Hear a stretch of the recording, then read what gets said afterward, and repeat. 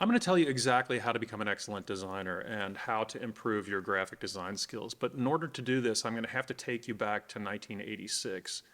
In 86, I was 19 years old. I was hungry and I was on the come up. I was in my second year of art and design school and I was convinced that my future was in New York City. Now, I was about to start a new game, so to speak. But back in the 80s, the internet wasn't cat videos and OnlyFans and shit. It was a school thing. It was more of a university computer lab kind of thing. But there were these things called magazines, which were like stacks of paper with words and pictures all over them that you could buy at stores. I discovered all about important baller New York City designers, not from the internet, but from magazines. Now, at the end of my sophomore year, I wrote down all the names of the most famous designers in New York in my notebook. And then I used this thing called the Yellow Pages, which was also another absolutely massive stack of papers with people's phone numbers and alphabetical order in them to look up famous designers' phone numbers. Then I would call them on the telephone. Now, as a 19-year-old speaking to all these really important people, I was super nervous, but I was polite. I called and I explained that I was a huge fan of their work, and I said I was going to be in New York City in late August, right before school, and asked if they might take 10 minutes out of their schedule to take a look at my portfolio and to give me some advice. Now, much to my surprise, Paula Scher, Steph Geisbuehler from Chermayeff and Geismar, Rudy DeHerrick, and Ed Benguiat, just to name a few, all said yes. Now, it's important to point out that these people ran and run some of the most prestigious firms in New York City. I had absolutely nowhere to stay. I had no money for a hotel room. And the only person who I knew that lived in New York City was a family friend who graduated from my high school 4 years before me. Now, I had never spoken to him on the phone, but our parents were lifelong friends. So I worked up the courage to call him on the phone and asked if I could crash on his couch for a week.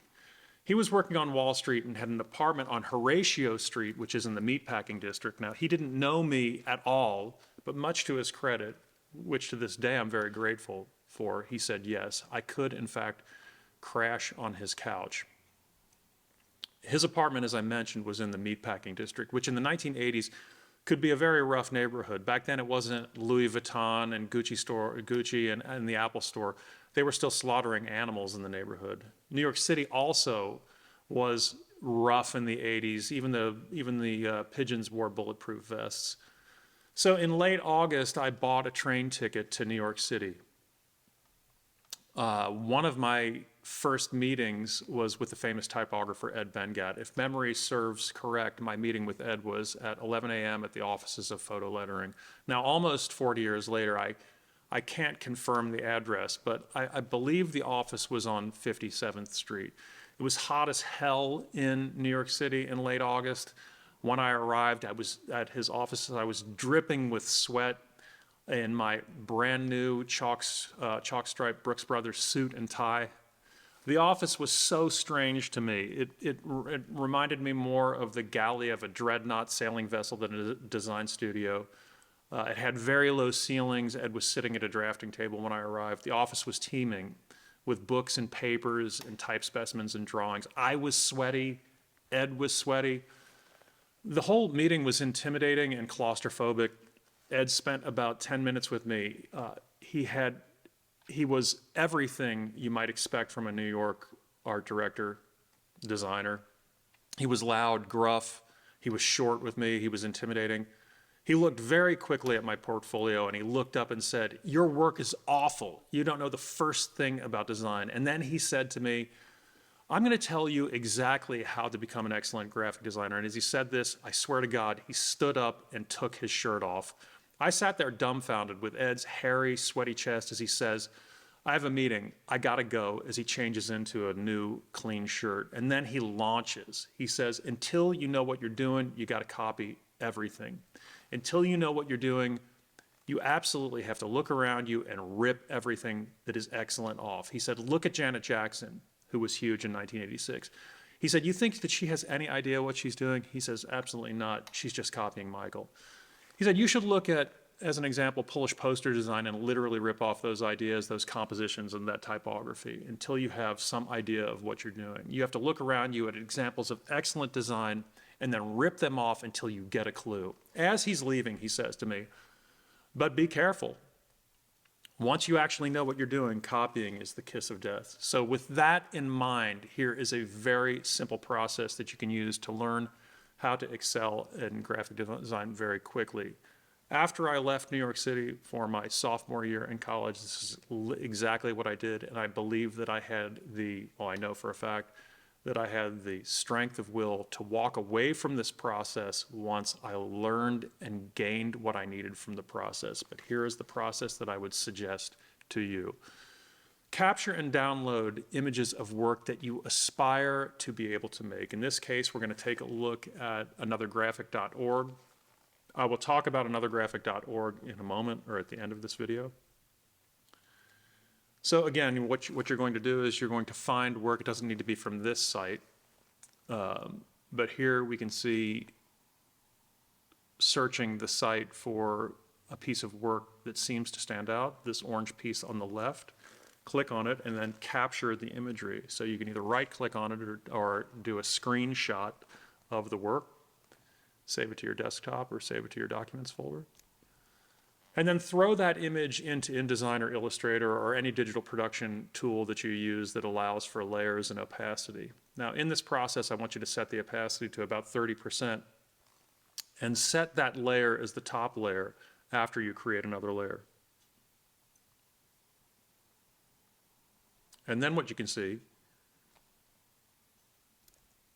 in this process is then go about reconstructing the piece with modifications, and I'm going to tell you specifically what modifications to make. So what we're not doing here is we're not doing a classic master copy, right?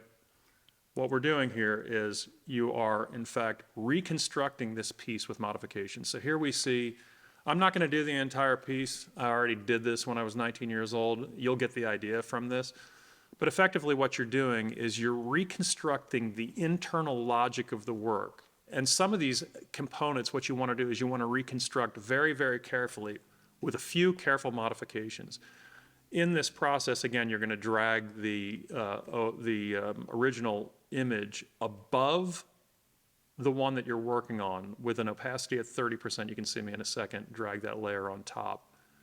And you're going to lock the layer so you're not constantly getting screwed up by selecting that layer. And see, there, I just dragged it on top. And then what you're going to want to do is you're going to want to try to reconstruct certain components of the work to try to bake in the logic of that piece. Again, we're not, and I'll show you exactly how, we are not, in fact, making a master copy at this point.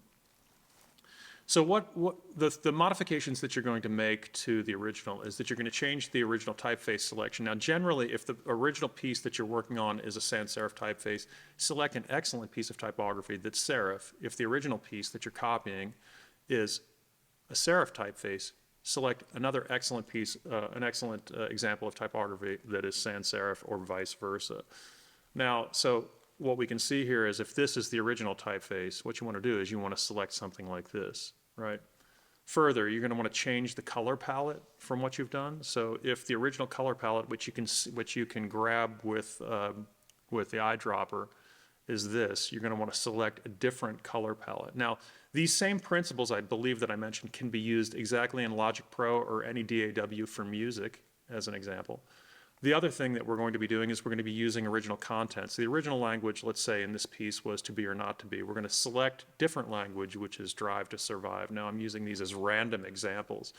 So what does this mean? It means that you're not trying to literally recreate exactly that piece. You're going to select different typeface and different color palettes.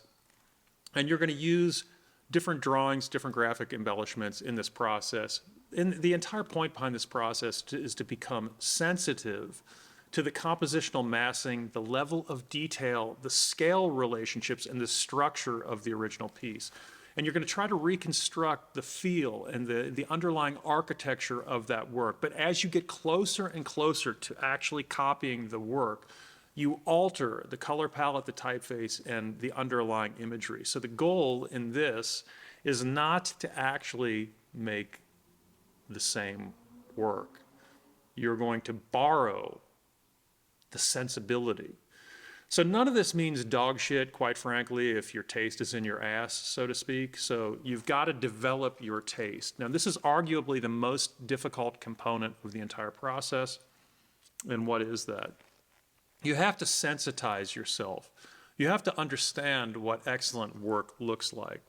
Now, as an example, running a graduate program, I sometimes find people who come into the program that don't even know, oddly enough, what excellent work looks like. So the first step in the process is to constantly expose yourself to work that is excellent so that you have a sense of what that looks like. Now, as a designer, you have to also know what your audience is, and you have to understand their taste and your taste and how they overlap. So a huge part of this process is embarking on a process of active critical viewing. And here at long last, is my warning to you, and it is the same warning that Ed Benguiat gave to me. Learn to copy and then quit copying. So let's talk about this website, anothergraphic.org, as an example of why learning to copy and then quitting copying is important and what the ramifications of that are. It is currently early May 2024, and at this moment, I believe that this website represented past tense precisely one definition of what hip graphic design was. I'm not saying that it represents it now. I'm saying that in the past, this website represented what hip intellectual graphic designers wanted their work to look like.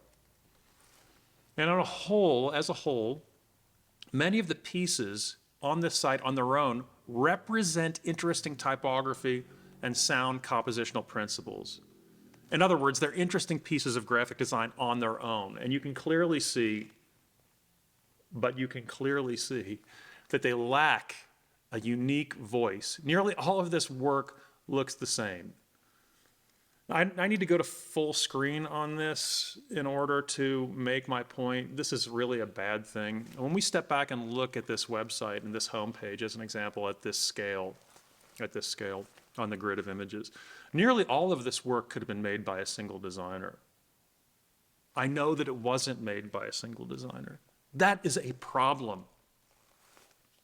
This work is literally from hundreds of designers, but to my mind could have been made by one.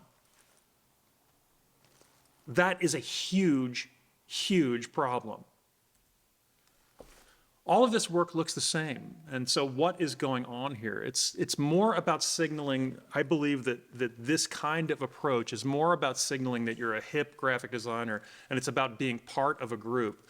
It's about making work that says, I'm one of the cool kids. It's about making work that's so in the pocket of design, of a global style. Now, this can be used as a tool for the designer. It can help you get a job. It can help you get the bag. It can help you pay the bills. But it is no way to make a name for yourself. As Ed Benguiat said to me in 1986, his parting words, copying is the kiss of death. If you learn to rely on the method that I've shown you, the weak among you, of which there are many, will only be able to make work through copying. This process, while an extremely effective way of learning to become an excellent designer, will keep you from developing your own voice. It is extremely important to be able to walk away from this process at the point where you begin to develop your own way of understanding. This process will doom you to becoming an irrelevant second banana. And as with all drugs, at some point, you have to have the self-discipline to simply walk away.